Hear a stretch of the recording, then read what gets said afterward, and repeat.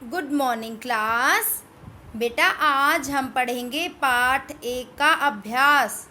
क्या करेंगे आज हम? पाठ 1 जो हमने पढ़ा था, हमारे पाठ का नाम था चिड़िया का संसार। आज हम उसकी एक्सरसाइज करेंगे क्योंकि अब तक मोस्टली बच्चों के पास आई थिंक बुक सेट पहुंच गया होगा। पहले मैम ने एक्सरसाइज इसलिए नहीं कराई थी क्योंकि बच्चों के पास पहले बुक सेट नहीं था। अब मोस्टली बच्चों के पास आई थिंक पहुंच गया होगा।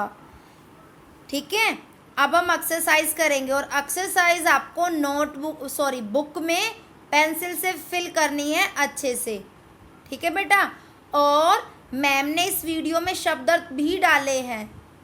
जिन्होंने शब्दार्थ नहीं किए हैं पहले वो नोटबुक में फेयर में शब्दार्थ करेंगे, फिर जो मैम ने वीडियो में क्वेश्चन आंसर डाले हैं सिर्फ वो क्वेश्चन आंसर करेंगे, ना कि वर्कशीट वाला वर्क भी। ठीक है।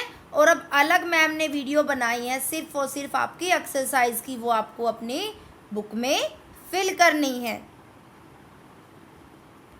सबसे पहले शब्दार्थ। आकार। आकार क्या होता है? बनावट, ढांचा। तिनका, सूखी घास का टुकड़ा। शाखा। शाखा होती है हमारी टहनी, डाली। सुकुमार, कोमल, मुलायम। पंख, पर, डैना। पसार। पसार होता है फैलाना। क्या होता है पसार? फैलाना। अब आगे है हमारा सही उत्तर के सामने ठीक का निशान लगाओ। आपने कविता पढ़ी थी अच्छे से तो आपको क्वेश्चन आंसर अपने आप ही आ जाएंगे। चिड़िया के घर का आकार था, कैसा था चिड़िया के घर का आकार? अंडाकार। पहले वो अंडाकार के रूप में थी ना, कहते कि जब मैं अंडे से बाहर भी नहीं आई थी तो पहले किसके अंदर थी? अंडे के अंदर। सुकुमार शाखाएं चिड़िया को लगी, कैसी लगी थी उसको? वो हरी भरी। चिड़िया बार बार किसके बारे में सोच रही थी? संसार के बारे में, क्योंकि वो बार बार यही सोच रही थी ना कि बस संसार यहीं तक है। जब वो टहनी पे आई फिर उसके बाद आकाश में उड़ी तो उसको बात पता चला कि संसार यहीं तक है। तो बार बार किसके बारे में सोच रही थी? संसार के बारे में। अब आगे है वर्ण विच्छेद। बेटा वर्ण विच्छेद होता है वर्णों को अलग करना, यानी कि उनके टुकड़े करना। ठीक है। अब मैम ने यहाँ पे एक शब्द लिखा हुआ है सूखे। क्या लिखा हुआ है? सूखे।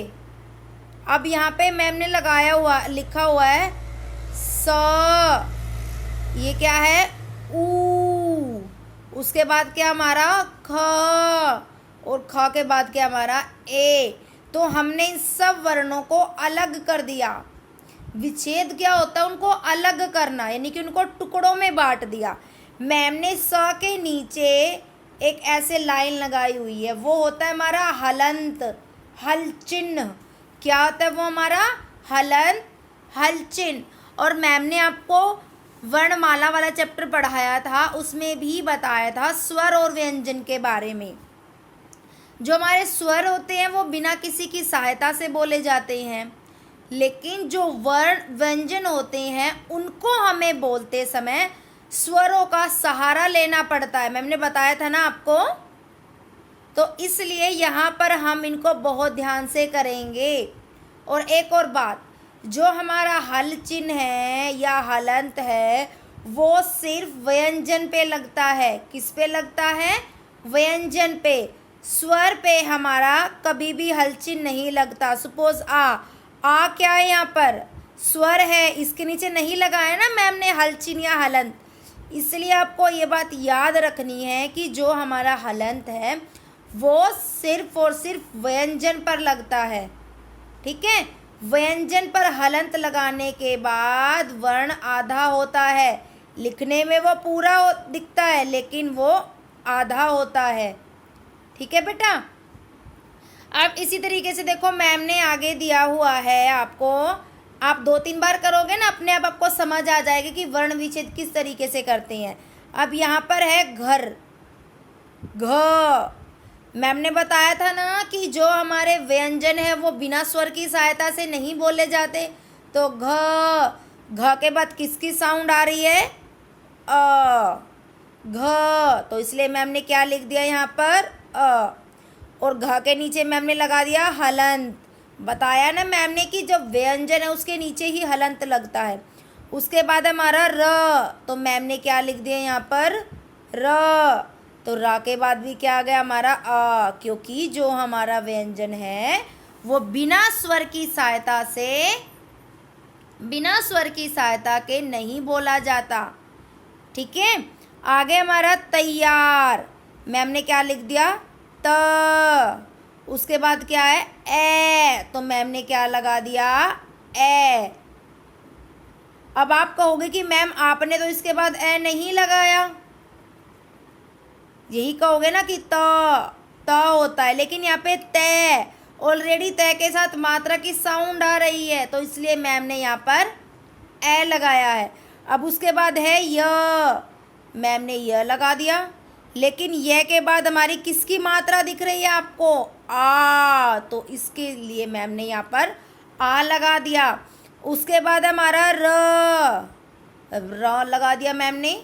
फिर उसके बाद हमारा क्या आ गया अ हमारा क्या है स्वर।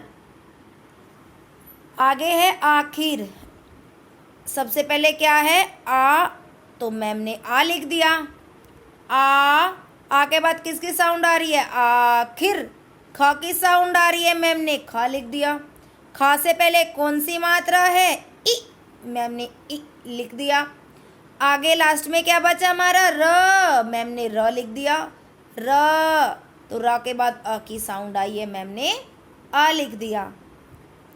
आगे आया आ य, और लास्ट में क्या है हमारा आ। बेटा आपको इनकी वर्ण विच्छेद की प्रैक्टिस करनी है। ठीक है, आप 2-3 बार करोगे तो समझ आ जाएगा, लेकिन फिर भी नहीं आता है तो आप मैसेज छोड़ देना, मैम आपको दोबारा समझा देंगे। आगे समान अर्थ वाले शब्द चुनकर लिखो। समान क्या होता है, जो सेम अर्थ दे, समान अर्थ दे, मिलता जुलता अर्थ दे। जैसे कि घर, घर को हम क्या बोलते हैं, घर का समान अर्थ क्या होता है, गृह भी होता है, सदन भी होता है, निकेतन भी होता है, लेकिन हमें जो हेल्प बॉक्स दिया हुआ है उसमें से ही चुनना है। घोंसला, घोंसला होता है नीड। तिनका, तिनका होता है तृण। आसमान, आकाश। उसके बाद है हमारा कविता में से 5 संज्ञा शब्द चुनकर लिखो। संज्ञा मैम ने आपको पहले भी पढ़ाई है, आप जरूरी नहीं है कि सेम यही संज्ञा शब्द लिखोगे अपने बुक में। जिसको संज्ञा आती है वो कविता में से चुनकर और भी शब्द लिख सकता है यहाँ पर। ठीक है, सबसे पहले मैम ने क्या लिखा, घर, घर क्या है संज्ञा। अंडे, अंडे क्या है वो भी संज्ञा है। संसार संज्ञा। घोंसला ये भी संज्ञा है। आसमान संज्ञा। तो मैम ने यहाँ पर क्या चुने हैं, ये शब्द संज्ञा शब्द चुनकर लिखा है मैम ने। आगे है उदाहरण के अनुसार सही नाम लिखो, यानी कि जो आपको दिए गए हैं उनके सही नाम बताने की कौन कहाँ रहता है। मैं घोंसले में रहती हूँ, घोंसले में कौन रहती है चिड़िया। मैं अस्तबल में रहता हूँ, कौन रहता है घोड़ा। बिल में कौन रहता है, चूहा भी रहता है, सांप भी रहता है, और भी बहुत सारे जानवर रहते हैं, लेकिन जो आपको ठीक लगे आप वो लिख लेना। गौशाला में कौन रहती है गायें। तबेले में कौन रहती है भैंस। तो आपको समझ आया बेटा, अच्छे से करना है सारा वर्क। मैम फिर समझा देती है आपको एक बार। जिसके पास बुक सेट आ चुका है वो एक्सरसाइज पेंसिल के साथ सुंदर सुंदर अपनी बुक में फिल करेंगे। ठीक है, और जिन्होंने शब्दत नहीं किए थे नोटबुक में, क्योंकि पहले मैम ने वीडियो में शब्दत नहीं डाले थे। ठीक है, अब आप शब्दत लिख लेना, वीडियो वाले क्वेश्चन आंसर भी लिख लेना।